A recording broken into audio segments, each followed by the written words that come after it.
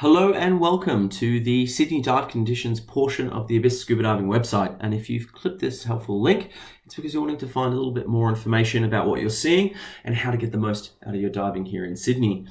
And so as we scroll down the page here, the very first thing that you'll be greeted with is our conditions report. Our staff members take great pride in giving you the most up-to-date information about the dive conditions here in Sydney. And so when you click this link, you'll see a video done on the day of diving. You'll see weather conditions, visibility, marine life that's been spotted.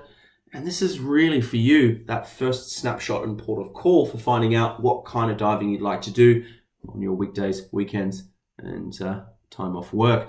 As we come down here to this next section, we'll see a very useful, almost cheat sheet for your favorite dive sites here in Sydney. And this will give you very useful information in relation to what to predict or look for if you're choosing that site.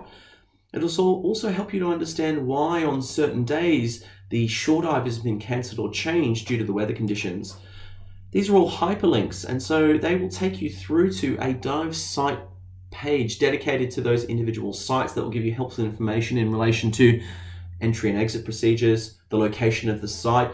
There's even an embedded Google Maps locator for you to be able to take yourself out to that dive site. So this page is really your first port of call when thinking about what diving you're going to do.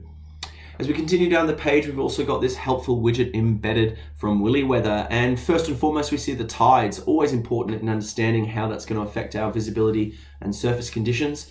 What I love about this particular widget is that it's represented as high water being high water, low water being low. We can see down the bottom here, time to low tide, time to high tide, and the faces of a clock.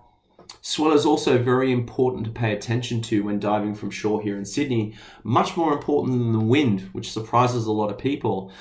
When you look at this particular graph here, you'll see these black beaded lines. That denotes the period between the waves. The longer the period, the more power behind the waves themselves. The arrows denote the direction. They're inverted to the compass. This means a southerly direction. So you can see here on the Tuesday, we've got some pretty poor weather conditions and some big wave and swell.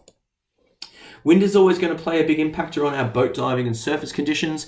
We've got some strong winds coming in on that Tuesday. Not a great day to go out diving, but it begins to peak off towards the weekend.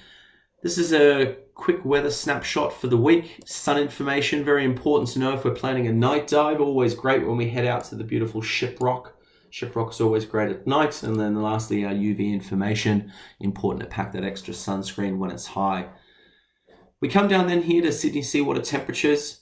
It's important to really look at these minimums and just see that the variance between, say, a time here in the summertime in Sydney is really that far off from what it's like in July, which is our peak diving period. This June, July, August is the best time to go diving here in Sydney.